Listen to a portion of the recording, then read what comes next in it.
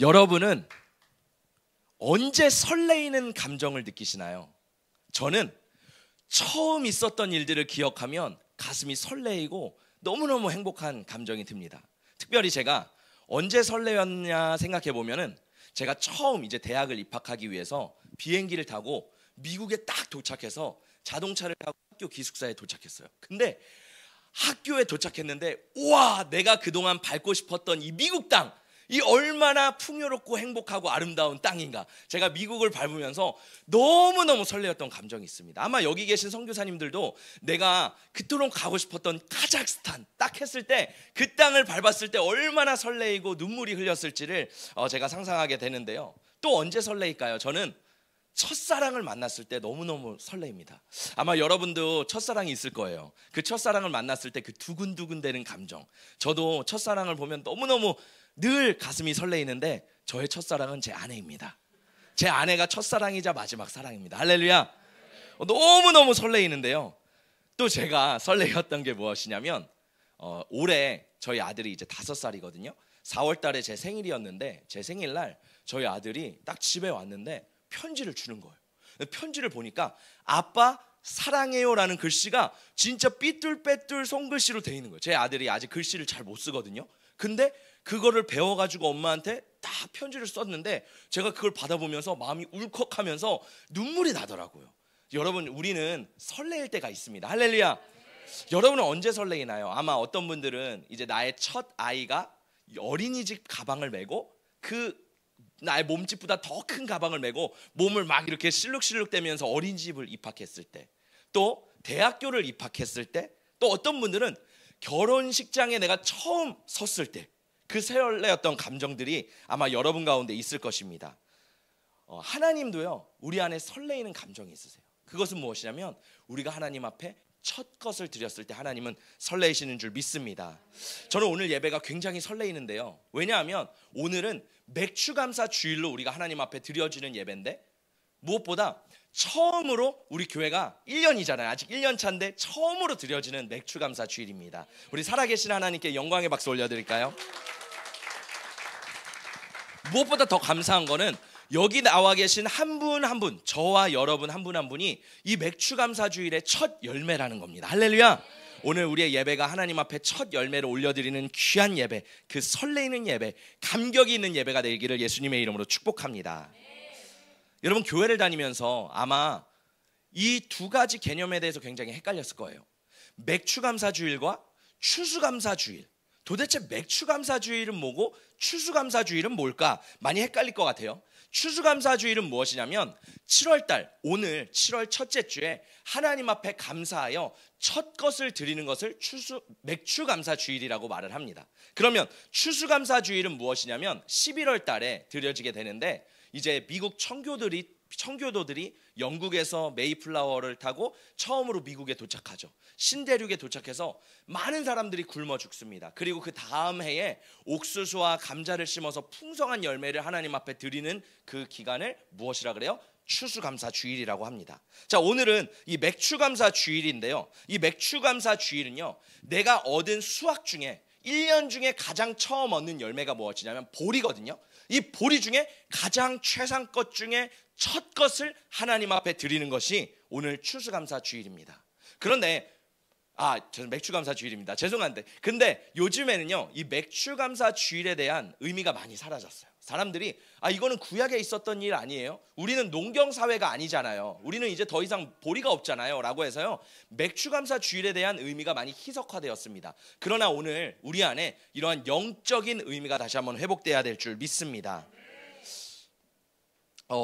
우리 함께 말씀을 읽어보도록 하겠습니다. 시작. 화 있을 진저 외식하는 서기관들과 바리새인들이여, 너희가 박하와 회양과 근체의 11조는 들이되 율법에 더 중한 바 정의와 긍휼과 믿음은 버렸도다. 그러나 이것도 행하고 저것도 버리지 말아야 할지니라. 예수님께서 이 바리새인들이 예수님에게 와서 물어봅니다. 예수님 11조와 율법이 있는데 뭐가 더 중요합니까? 뭐를 더 지켜야 됩니까? 라고 말씀하셨을 때 예수님은 11조도 들이되 율법도 들이되 이것도 저것도 다 버리지 말고 하나님 앞에 드려야 된다라고 말씀하십니다. 여러분, 우리는요, 율법을 생각하면 이제 구약은 끝났잖아요. 율법은 끝났잖아요. 끝났잖아요. 예수님이 율법을 완성하셨잖아요. 라고 해서요, 이 구약에 있는 율법들을 등한시 여기는 경우가 있습니다. 그런데 예수님은 말씀하세요. 11조도 중요하고 율법도 중요하다. 할렐루야.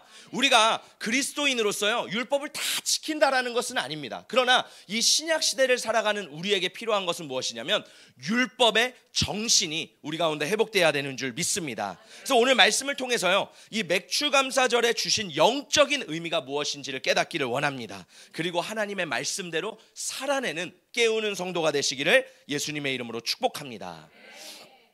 여러분, 성경에는요, 이 구약 율법에 보면 절기가 있습니다. 우리는 절기를 너무 어려워요, 힘들어요, 이걸 굳이 우리가 지켜야 돼요 라고 하지만 이 절기 안에서도요, 정말 귀중하고 소중한 의미들이 담겨 있어요. 자, 무엇이 담겨 있냐면 하나님이 이제 시내산에서 모세를 부르십니다. 모세가 시내산에 올라가서 하나님께 세 가지를 받는데 무엇이 있을까요? 첫 번째, 십계명의 두 돌판을 받습니다. 두 번째 뭐가 있나요? 성막의 청사진, 성막의 설계도를 받습니다. 세 번째 뭐가 있을까요? 율법 613개를 받습니다. 그래서 십계명과 성막의 설계도와 율법을 받아요. 자, 그래서 이 모세가 그것을 내려와서 백성들에게 가르쳐 주는데 이스라엘 백성들이 출애굽을 하여서 이제 뭐가 됐어요? 노예가 아니라 하나님의 백성이 됐습니다.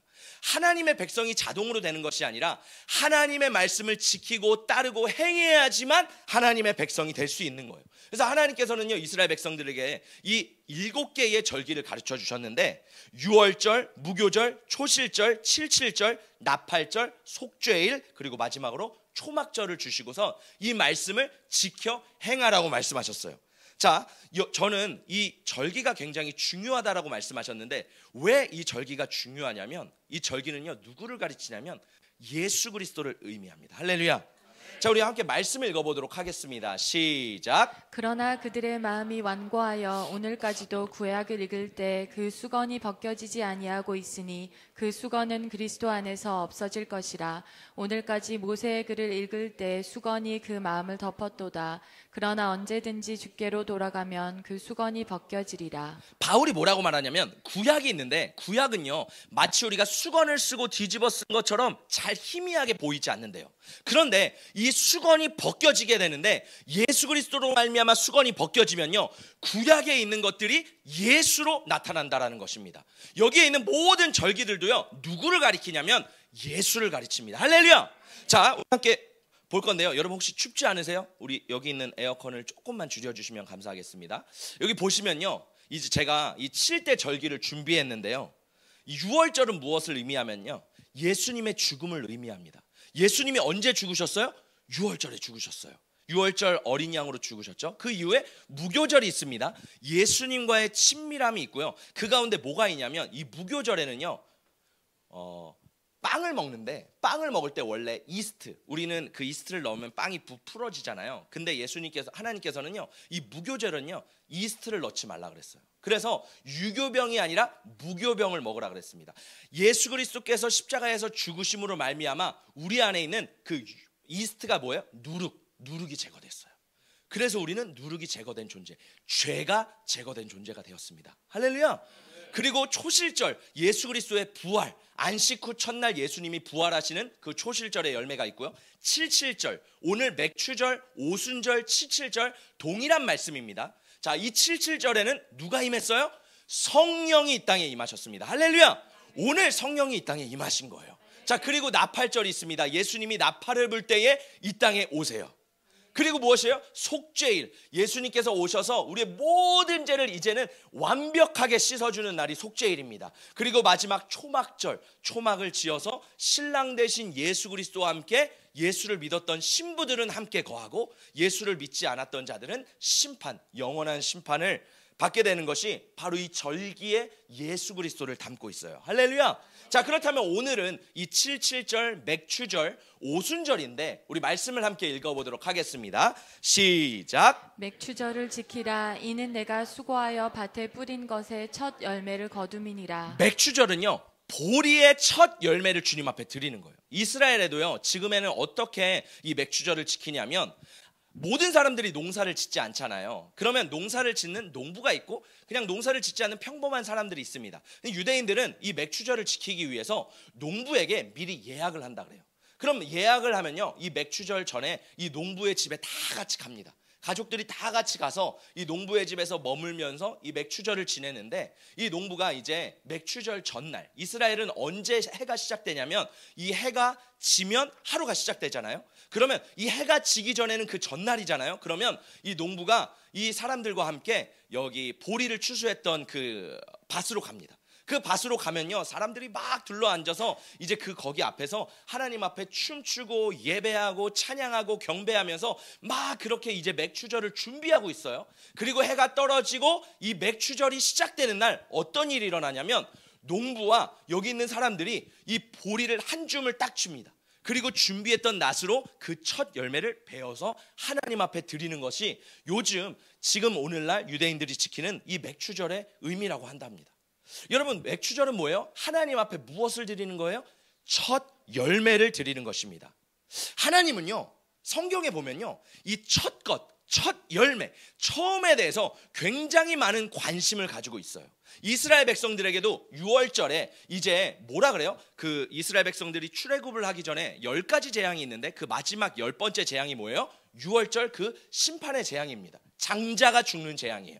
그때 하나님께서 뭐라고 말씀하시냐면, 너희가 어린 양을 잡아 그 피를 문설주에 바르면 죽음의 천사가 너희 집을 넘어갈 것이다. 그러나 그 피가 없는 가정에는 장자는 다 죽을 것이다. 그때 이 바로의 첫째 아들도 죽게 됩니다.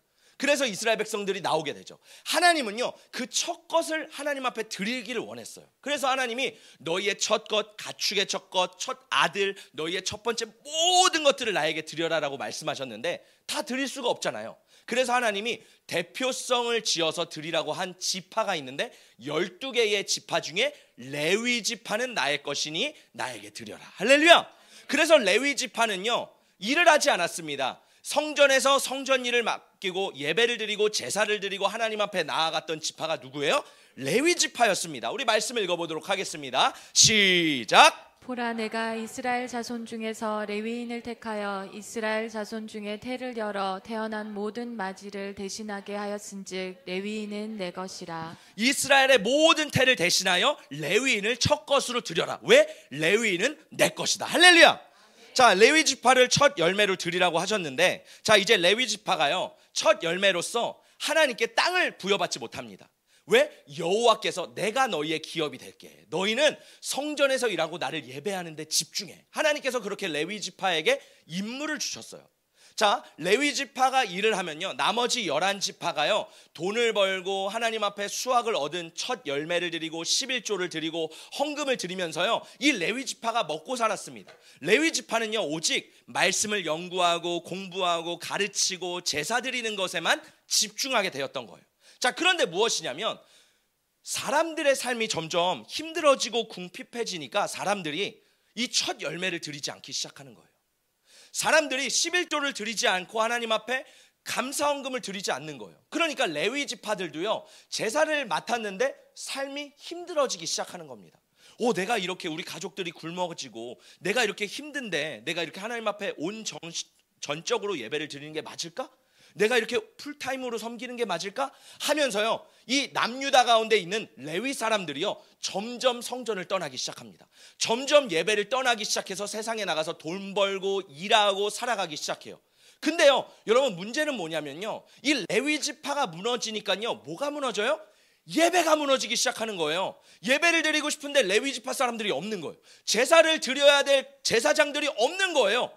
성전이 텅텅 비어 있습니다. 그러면 어떤 일이 일어나요? 하나님의 축복이 끊어지게 됩니다. 그러면 점점 이 남유다는 멸망하게 되고 바벨론에 의해 포로로 잡혀가고 이 나라는 파괴되게 되는 거죠. 여러분, 중요한 건 뭐예요? 예배가 회복돼야 돼요. 할렐루야. 그런데 이 예배를 잃어버리니까 모든 것이 어그러지고 악순환이 시작되기 시작하는 겁니다.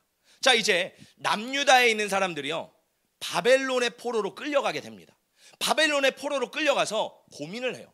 도대체 우리는 하나님을 믿는 민족인데, 선민인데, 하나님이 가장 사랑하시는 민족인데 왜 우리가 망했지? 왜 우리가 이 이방 바벨론의 포로가 됐지? 하나님이 지켜주신다고 말씀하셨는데 왜 우리는 이 지경이 됐지? 라고 하면서 사람들이 한탄하기 시작했습니다. 사람들이 고민하고 염려하고 막 붙잡기 시작했어요. 무엇이 문제일까? 여러분, 우리도 문제가 있으면요, 무엇이 문제인지 되돌아보잖아요. 이스라엘 백성들도요, 내 신앙에 뭐가 문제였던지를 점검하기 시작하는 거예요. 여러분, 우리가 성경을 보면요, 열왕기 상하가 있고 역대 상하가 있죠. 아마 성경을 잘 모르시는 분들은 열왕기 상하, 역대 상하를 보면요, 아, 이게 뭐지? 왜 똑같은 얘기를 이렇게 반복시키는 거지? 아니, 이거 내용만 조금 바꿔가지고 하는데 하나님 하나로 통일하시지 왜 두 개를 나누는 거야? 라고 생각하잖아요. 여러분, 열왕기와 역대기는요 완전히 다릅니다. 열왕기는요 뭐냐면요, 북이스라엘과 남유다의 모든 왕들이 기록되어 있어요. 그러니까 역사를 담은, 정치를 담은 왕조실록이 바로 열왕기인 거예요. 자, 그런데 역대기는 좀 달라요. 역대기 상하는 좀 다릅니다. 왜냐하면 역대기 상하는요 정치적인 게 아니라 이 읽어보시면요, 북이스라엘의 내용, 북이스라엘 왕에 대한 내용은 별로 없어요. 역대기는요 대부분 남유다 왕들의 이야기를 담고 있습니다. 그리고요 정치적인 게 아니라 종교적인 것을 담고 있어요. 영적인 걸 담고 있어요. 역대기는 영적인 것을 담고 있는데 무엇을 담고 있냐면 바벨론에 끌려간 하나님의 백성들이 왜 우리 민족이 망했지? 왜 우리나라가 망했지를 되돌아보면서 쓴 역사가 역대기라는 거예요. 할렐루야. 그러니까 열왕기와 역대기가 완전히 다른 거죠. 자, 이 역대기가 하나님께서 왜 우리 신앙이 무너졌는지 이유를 막 찾기 시작하는데 무엇을 찾아요? 아, 우리가 첫 열매를 잊어버렸구나. 하나님 앞에 드리는 감사를 잊어버렸구나. 그러면서 신앙이 무너지면 나라가 멸망하는구나 라는 것을 깨닫는 것이 바로 역대기입니다. 무엇을 찾냐면 남유다 왕 중에 선왕 중에 한 명이 누구냐면 히스기야예요. 자, 이 히스기야가 대단한 종교개혁을 일으켰는데 그 당시 남유다 백성들은요 바알과 아세라의 신상을 섬겼습니다. 근데 히스기야가 종교개혁을 일으키면서 바알과 아세라의 모든 신상들을 무너뜨렸어요. 심지어 어떤 역사가 일어났냐면 거기에 있는 율법을 회복하고 유월절을 회복하고 하나님의 말씀을 회복하고 예배를 회복하기 시작합니다. 자, 그래서 이 히스기야가 예배를 회복하면서 사람들이 다 하나님 앞에 나옵니다. 우리 말씀을 읽어볼게요. 시작. 왕의 명령이 내리자 곧 이스라엘 자손이 곡식과 포도주와 기름과 꿀과 밭의 모든 소산의 첫 열매들을 풍성히 드렸고 또 모든 것의 11조를 많이 가져왔으며 유다 여러 성읍에 사는 이스라엘과 유다 자손들도 소와 양의 11조를 가져왔고 또 그들의 하나님 여호와께 구별하여 드릴 성물의 11조를 가져왔으며 그것을 쌓아 여러 더미를 이루었는데 셋째 달에 그 더미들을 쌓기 시작하여 일곱째 달에 마친지라. 아멘. 히스기야가 종교개혁을 시작하며 이제 예배가 막 회복되기 시작했어요. 사람들이 하나님 앞에 첫 열매와 11조와 그동안 드리지 못했던 모든 것들을 가지고 오는데요, 말씀 7절에 보니까 셋째 달에 시작해서 일곱째 달에 마쳤대요.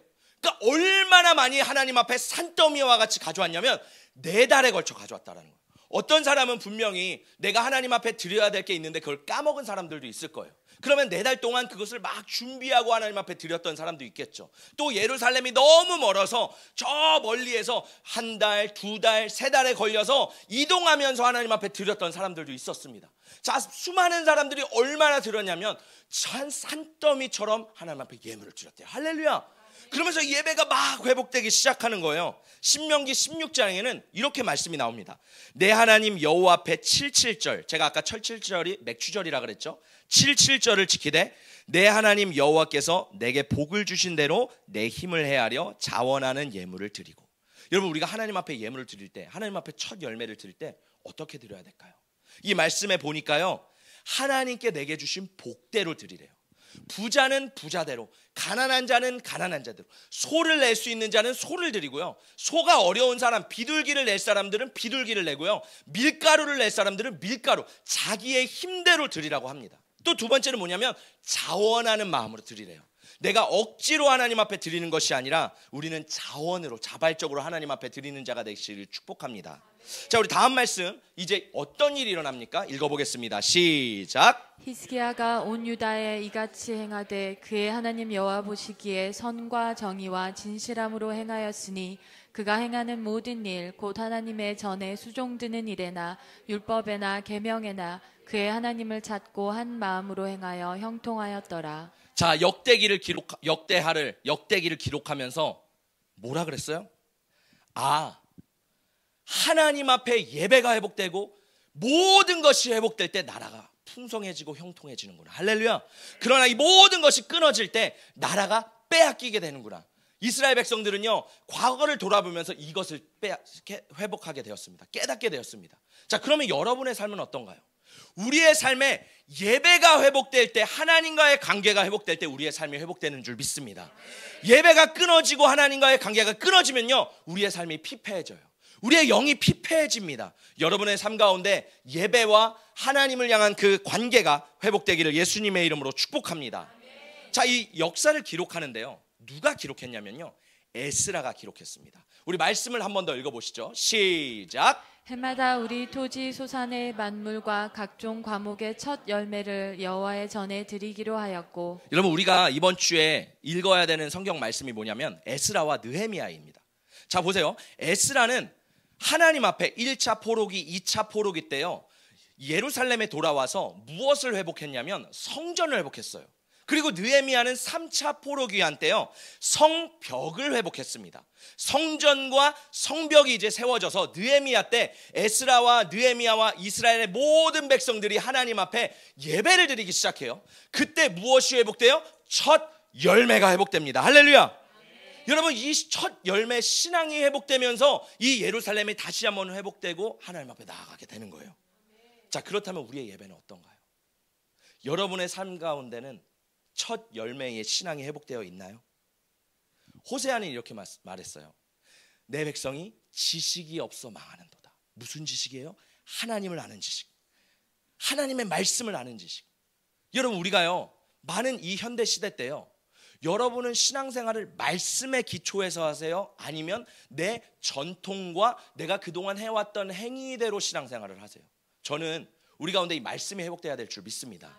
정말 하나님의 말씀이 무엇인지, 하나님이 원하시는 것이 무엇인지, 하나님의 마음과 하나님의 관심은 어디에 있는지 우리가 이 시대에 회복해야 될 줄 믿습니다.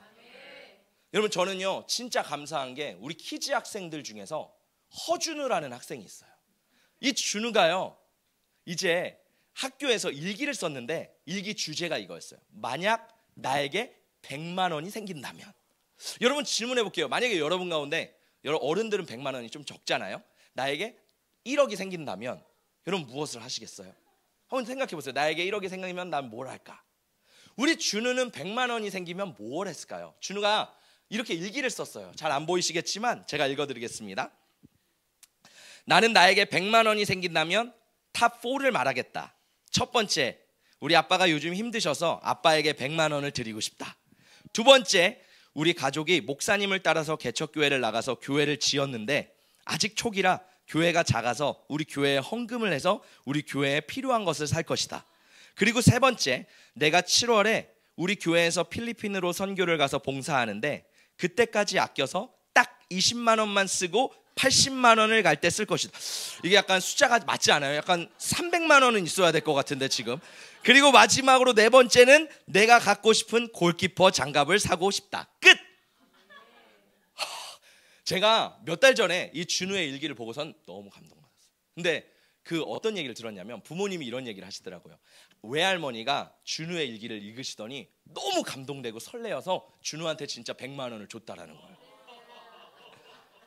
여러분, 외할머니도 감동이 되고 지금 이 일기를 읽는 우리들도 감동이 되는데 하나님은 이 마음이 얼마나 감동될까요?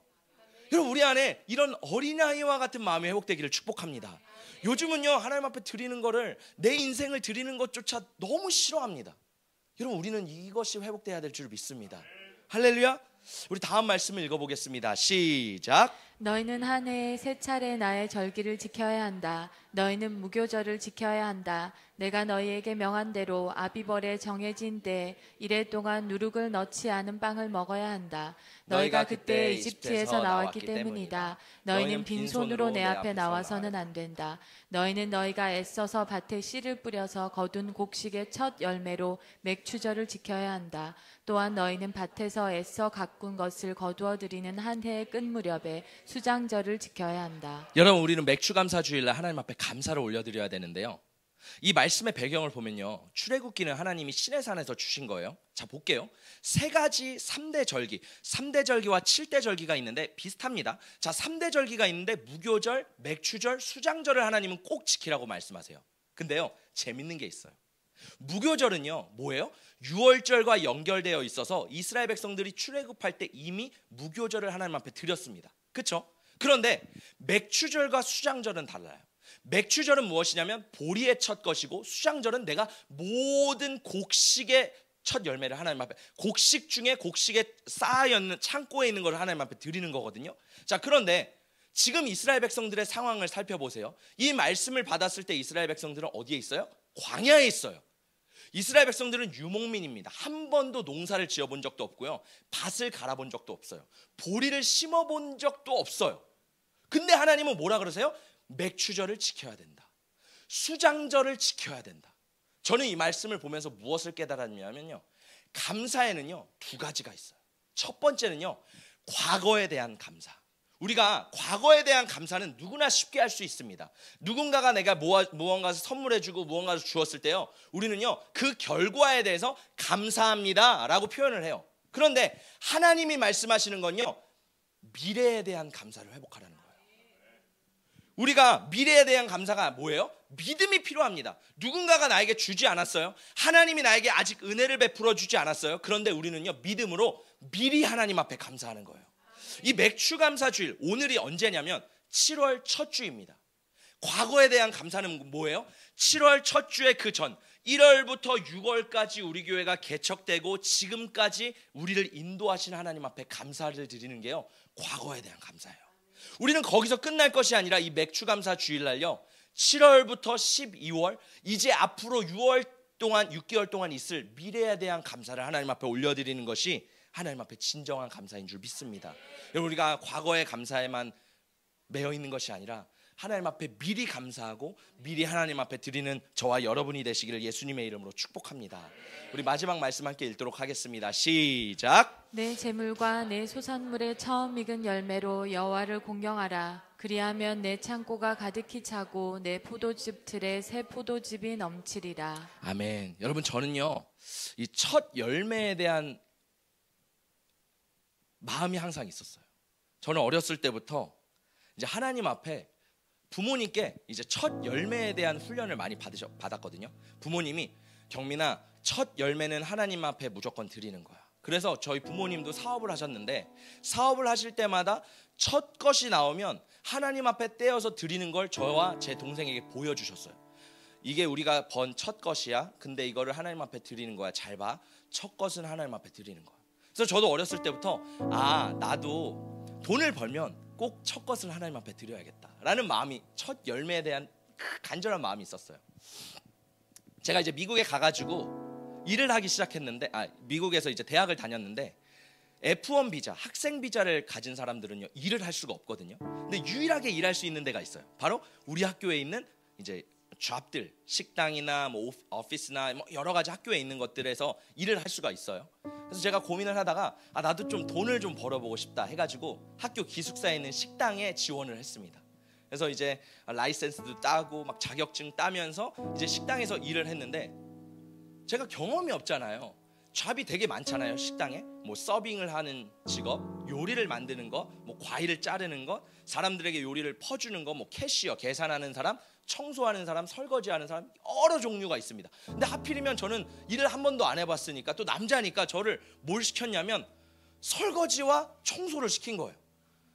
와, 여러분, 이게 말이 간단한 설거지지 기숙사가, 저희 학교가 몇만 명이에요. 엄청 큽니다. 그러니까 설거지 기계도요, 그 아시죠? 엄청 큰 뜨거운 열기가 있는 거, 거기에 접시 하나씩 넣으면 막 막 열기 나오고 그러면 한여름에요 반팔을 입어도요 진짜 그 음식 냄새, 땀 냄새 다 섞여가지고 진짜 힘듭니다. 그리고 무거운 것만 저를 시키는 거예요. 남자니까 무거운 거 하고 청소하고 그러면요 시간이 진짜 안 가요. 제가 한 달 동안 진짜 힘들게 일을 했어요. 여러분 그래서 월급을 딱 받았는데 여러분 같으면 어떻겠어요? 적은 돈인데 내가 피땀 흘려서 받은 첫 열매인 거예요. 인생의 첫 열매. 제가 되게 고민이 됐어요. 야 이거 드리기 쉽지 않네. 훈련받아도 쉽지 않네. 내가 그동안 드리고 싶었는 마음이 있었는데도 쉽지 않네. 근데요 결단하고요 하나님 앞에 드렸습니다. 심지어 달러는 소수점이 있잖아요. 부모님한테 그걸 배웠어요. 경민아 소수점은 항상 반올림해서 드려야 된다. 그래서 제가 벌지도 않은 돈까지 해가지고 이 첫 열매를 맞춰서 전부를 다 하나님 앞에 드린 거예요. 그리고 제가요 너무 힘들어서 일을 때려쳤습니다. 그러니까 한 달 월급 받고 다 드리고 끝난 거예요. 제 인생을 보면 늘 이래요. 제가 이제 대학을 나왔잖아요. 미국에서 대학을 나오면 제가 어디 가서 일을 해도 얼만큼 돈은 받을 거 아니에요. 근데 갑자기 제가 사역자가 된 거예요. 근데 개척교회 사역자가 됐네요. 처음에 전도사가 됐는데요. 여러분 죄송합니다. 저는요 열정페이도 아닌 무급으로 일했어요. 몇 달을 아주 부려먹더라고요. 새벽 모든 예배마다 찬양인도 목이 막 쉬어서 목사님 너무 힘들어요. 목사님 오늘 아파요. 경민아 이럴 때 하는 게 진짜 하나님 앞에 드리는 거. 야 착취에 착취를 당했어요. 너무 힘들게 이제 제가 첫 모교회에서 막 그렇게 섬기는데요 월급을 안 주더라고요. 알죠? 교회 상황이 힘드니까. 그러다가 이제 제가 하나님 앞에 이제 기도하고선 이제 큰 교회로 사역을 이제 나가려고 준비를 하고 있었어요. 막 준비를 하고 있는데 목사님이 그 마지막 달에 첫 월급을 40만 원을 주시는 거예요. 이야 40만 원을 딱 받았는데 여러분 어떻게 하시겠어요? 분명히 난 알아요. 다음 달에 나는 여기 없다라는 거. 그러면 이 열매는 없는 거예요. 그래서요 기도하다가 그래 첫 열매는 하나님의 것이지 40만 원을 전부 하나님 앞에 드렸습니다. 그리고 그 다음 교회 갔어요. 또 첫 열매를 하나님 앞에 드렸습니다. 근데요 진짜 놀라운 건요 제가 하나님 앞에 헌신하니까 이건 모르겠어요. 뭐 요즘 현대인들은 이거 뭐야 뭐 돈 얘기 막 이런 거 싫어하잖아요. 근데 저는요 진짜 살아계신 하나님의 간증을 증거하는데 제가 첫 월급을 이만큼 받았거든요. 그 다음 달에 월급이 오르는 거예요. 진짜 많이 올랐어요. 진짜 막 혜택이 막 주어지고 막 이런 것들이 막 이런 역사가 일어나더라고요. 그 다음 교회에서도 첫 열매를 다 드렸습니다. 교회를 개척했어요. 여러분 우리 사례비가 없는 거예요. 몇 달 동안 없었어요. 그러니까 우리가 그동안 저축한 돈으로 막 쓰고 이제 막 살아가는데 되게 고민이 되는 거예요. 왠지 아세요? 첫 열매는요 늘 힘들어요. 첫 열매는요 경제적으로 여러 여건이 힘들고 어려울 때 드리는 돈이거든요. 지금 내가 뭔가 새로운 세팅을 했고 새로운 시작을 했고 새로운 취업을 했고 새로운 일자리를 가졌는데 그때는 마이너스잖아요. 근데 그때 이걸 믿음으로 드린다라는 게 쉽지 않거든요. 저도 개척을 했는데 이 믿음으로 드린다라는 게 쉽지 않더라고요. 그래서 그럼에도 불구하고 하나님 앞에 결단했어요. 하나님 제가 이 전부를 하나님 앞에 드리겠습니다. 왜? 저는 하나님의 약속을 믿기 때문에. 내 재물과 내 소산의 처음 익은 열매로 여호와를 공경하라. 그리하면 내 창고가 가득히 차고 내 포도즙 틀에 새 포도즙이 넘치리라. 할렐루야. 여러분 우리 교회가 개척교회에서 지금까지 왔습니다. 재정적으로 보면요 정말 하나님께서 채워주세요. 넘치게 하세요. 어느 날은 제 아내가 자다가 꿈을 꾼 거예요. 하나님께서 꿈에서 재정 걱정하지 마라, 재정 걱정하지 마라, 재정 걱정하지 마라 3번이나 그 얘기를 하셨대요. 저는 그 얘기를 모르고 주일날이었는데 재정이 넘치지만 또 재정이 좀 떨어지는 게 보이는 거예요. 그래서 야 이거 어떡하지? 저는 이제 마음이 좀 쫄이기 시작하는 거예요. 왜냐면 멀리 내다보니까. 그래서 와 이거 어떡하지? 근데 제 아내가 그날 밤에 뭐라 그러냐면 여보 하나님이 오늘 아침에 나에게 꿈을 주셨는데 재정 걱정하지 말래. 그래서 제가 재정 걱정을 내려놨습니다. 근데 필리핀 선교를 이제 준비를 하고 있잖아요.